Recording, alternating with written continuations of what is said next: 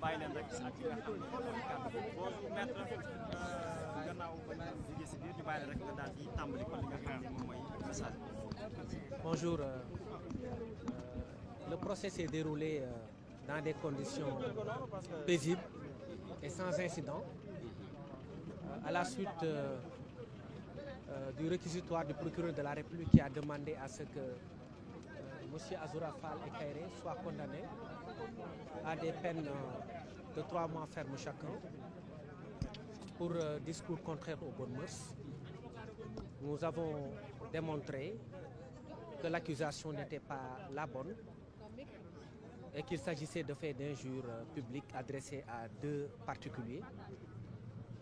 Et donc, après cela, nous avons demandé à ce que Azoura Fall et Kairé soient relaxés purement et simplement.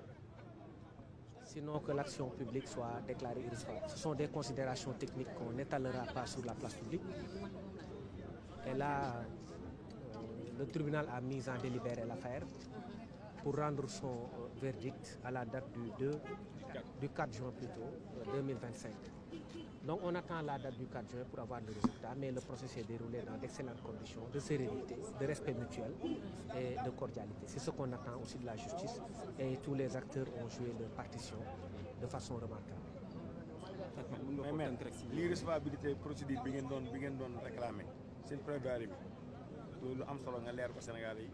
waaw li ñu doon wax ci ce qu'on disait de l'irrecevabilité de l'action publique, c'est qu'on a estimé que ce sont des faits d'injure publique. Quand des faits d'injure publique sont commis par un particulier, sans plainte, le procureur ne peut pas prendre l'action en charge. Parce que la plainte est une condition de recevabilité des poursuites en matière d'injure ou en matière de diffamation. Le procureur a changé la qualification pour viser une qualification qui lui permet de s'autosaisir. Et c'est là où on a dénoncé un contournement de la procédure. C'est en des termes assez simples. C'est pourquoi on a estimé que les faits, à la limite, pouvaient recevoir la qualification d'injure publique. Et je le répète encore une fois, l'argument de la défense n'est pas de justifier une sortie de route de qui que ce soit. Mais il s'agissait pour la défense d'inviter tous les acteurs à se conformer aux règles de droit. Parce que quand quelqu'un injurie publiquement, ce n'est pas normal de changer la qualification pour le poursuivre. Parce que la procédure pénale obéit à une logique qui veut que tout fait puisse avoir une assise pénale. Mais quand on veut contourner des faits pour préciser, pour viser des infractions qui ne sont pas applicables, c'était le lieu pour nous de dénoncer une telle démarche du procureur de la République. Ci wolof dossier bi jugé nañ ko tey plaidé nañ ko ci condition yu dal ak respect. Donc procureur de la République dafa demander à ce que Azoura Fall ak Kairé ñu condamné leen 3 mois d'emprisonnement yoo xam ne dañ koy tëdd. Ci kaw loolu ñu expliqué ni moom mi nga xamante ni moom moo jël en charge l'action publique, c'est-à-dire procureur, dañu jàpp ni dafa viser benn infraction boo xam ni dafa bëgg a jéggi injure publique pour ne par exemple day jàpp nit ki alors que kooku ay saaga la def.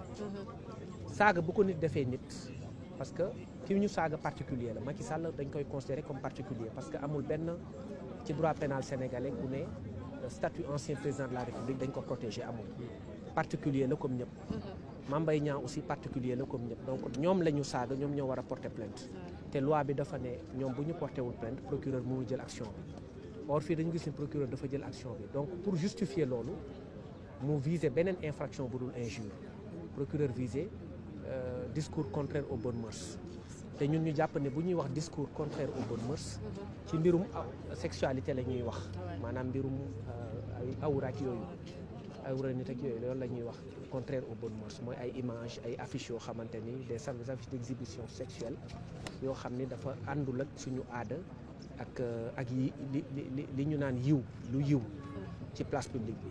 waaye ay saaga la saaga nuñ koy définir comme injure. Donc injure la rek, loolu moo tax ñun ñu demander que ñu rejeter li procureur wax.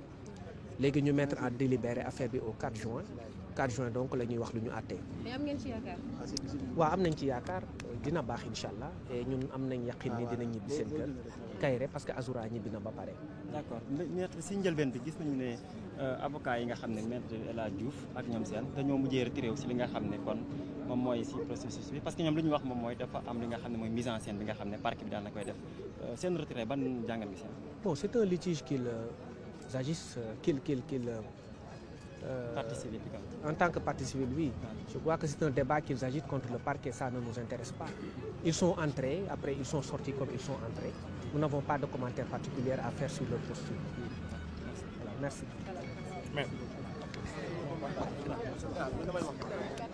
Merci. Mu nekkoon kon